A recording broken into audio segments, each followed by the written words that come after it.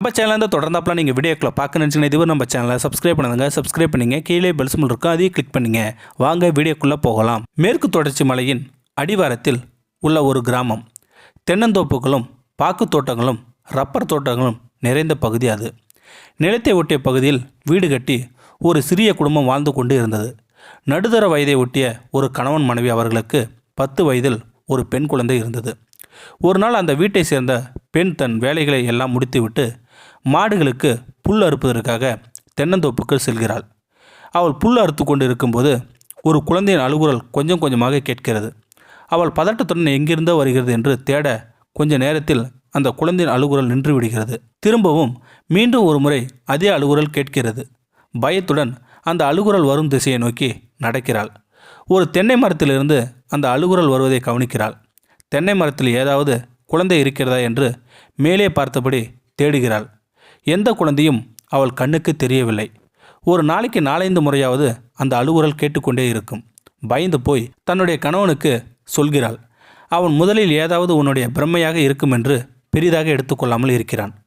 அன்று இரவு எல்லோரும் சாப்பிட்டு விட்டு படுக்கும்போது இரவு 10 மணிக்கு மேல் மீண்டும் ஒரு முறை அந்த குழந்தையின் அழுகுரல் கேட்கிறது.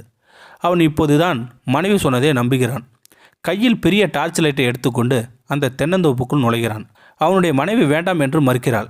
ஆனாலும் அவன் தைரியமானவன் என்பதாலும் அதே கிராமத்தில் சிறுவயதிலிருந்தே வாழ்ந்து பழக்கப்பட்டவன் என்பதாலும் தைரியமாக தோப்புக்குள் செல்கிறான். அவளும் கணவனுக்கு ஏதாவது ஆகிவிடுமோ என்று பயந்து பின்னாலேயே போகிறாள். அவளுக்கு கேட்ட அதே அழுகுரல் அதே தென்னை மரத்திலிருந்து கேட்கிறது. அவன் கீழிருந்தபடி உயரமான அந்த தென்னை மரத்தில் டார்ச் எடுத்து பார்க்கிறான். அந்த மரத்திலிருந்து ஏதோ ஒரு பறவை மட்டும் பறந்து செல்கிறது. அருகில் வரும் வரை கேட்டுக்கொண்டிருந்த அந்த அழுகுரல் இப்போது கேட்கவில்லை.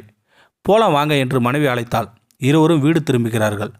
அடுத்த நாள் அவளுடைய அண்ணனுக்கு இந்த தகவலை சொல்கிறாள் அந்த பெண். மீண்டும் அழுகுரல் வந்தால் எனக்கு ஃபோன் செய்யுங்கள், நான் ஆட்களோடு வந்து பார்க்கிறேன் என்று சொல்கிறான் அண்ணன். அவள் அந்த அழுகுரலுக்கு பயந்து அந்த தோப்பின் பக்கமே போகாமல் இருக்கிறாள். அடுத்த நாள் இரவு எல்லோரும் சாப்பிட்டு கொண்டு இருக்கும்போது 8 மணிக்கெல்லாம் அந்த அழுகுரல் கேட்கிறது. அவளும் அண்ணனுக்கு ஃபோன் செய்கிறாள். அவளுடைய அண்ணன் 4-5 ஆட்களை அழைத்து கொண்டு வருகிறான். அங்கே இருக்கும் சில மரக்கட்டைகளை துணியை இறுக்கமாக சுற்றி கொண்டு அவற்றின் மீது மண்ணெண்ணெய் ஊற்றி பற்ற வைத்து கொண்டு அந்த தென்னந்தோப்புக்குள் கிளம்புகிறார்கள்.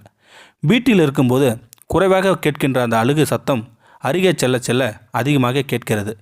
பின் கொஞ்ச நேரத்திற்கெல்லாம் முழுவதும் நின்று விடுகிறது. இந்த குறிப்பிட்ட மரத்தின் அருகில் சென்று தீப்பந்தத்தை காட்டாமலே சுற்றி சுற்றி பார்க்கிறார்கள். எதுவுமே தெரியவில்லை. அழுகுரல் நின்றுவிட்டது. தீயை பார்த்தால் எந்த பேயாக இருந்தாலும் பயந்து போடும் என்று கூட்டத்தில் இருந்த 4 பேரில் ஒருவன் உறுதியாக கூறுகிறான். அவன் சொல்லிக்கொண்டே இருக்கும்போது மீண்டும் அழுகுரல் சத்தமாக கேட்க ஆரம்பிக்கிறது. எல்லோருமே பயந்து விடுகிறார்கள். அந்த இடத்தை விட்டு உடனே ஓடி விடுகிறார்கள். அடுத்த நாள் ஒரு பெரிய சாமரை அழைத்து வந்து அந்த தென்னை மரத்தை சுற்றி மஞ்சள் கயிறை கட்டி ஒரு தென்னங்கன்றுக்கு பாலாபிஷேகம் செய்து நிறைய சடங்குகள் எல்லாம் செய்து பூஜைகள் எல்லாம் செய்துவிட்டு இனிமேல் நிச்சயம் அந்த அழுகுரல் கேட்காது என்று சொல்லிவிட்டு போகிறார். அவர்களும் நிம்மதியாக தூங்குகிறார்கள். ஆனால் அடுத்த நாள் விடியற் காலையிலேயே அந்த அழுகுரல் கேட்க ஆரம்பிக்கிறது. இந்த முறை தொடர்ந்து கேட்டுக்கொண்டே இருக்கிறது. இடைவெளி இல்லாமல் திரும்ப திரும்ப கேட்கிறது. தோப்பின் பக்கம் யாரோ ஆள் நடமாட்டம் இருப்பது போல அவர்களுக்கு தெரிய பயமாக இருந்தாலும் யாரொன்றோ பார்ப்பதற்காக கொஞ்சம் தைரியத்தை வரவழைத்து கொண்டு போகிறார்கள். அருகில் போக போக மரத்தின் மேல் ஏதோ ஒரு உருவம் இருப்பது போல் தெரிகிறது. தென்னை ஓலைகளும் மட்டையும் அசைகின்ற சத்தம் கேட்கிறது. திடீரென்று மரத்திலிருந்து ஒரு உருவம் சரசரவென இறங்கி கீழே வருகிறது. இவர்கள் நடுங்கி போய் பார்க்க மரத்திலிருந்து இறங்கியது மரமேறி. ஒன்றும் இல்லைம்மா, நான் 4 நாள் முன்னாடி தேங்காய் பறிக்க ஏறும்போது ஃபோனை மேலே விட்டுட்டு வந்துட்டேன். எங்கடா ஃபோனை காணுன்னு 4 நாளாக தேடிக்கிட்டே இருந்தேன். ஒவ்வொரு தோப்பாக போய் ஊரெல்லாம் ஃபோன் பண்ணி தேடிட்டே இருந்தேன். கடைசியில் உங்கள் தோப்பில் தான் இருந்திருக்கு என்று அவன் சந்தோஷப்பட அதற்குள் மீண்டும் அந்த அழுகுரல் ரிங்டோன் ஒலிக்க அதை அட்டன் செய்து ஃபோனு கிடச்சிருச்சுமா, கடைசியில் நம்ம துர்கா அக்கா தோட்டத்தில் தான் இருந்திருக்கு.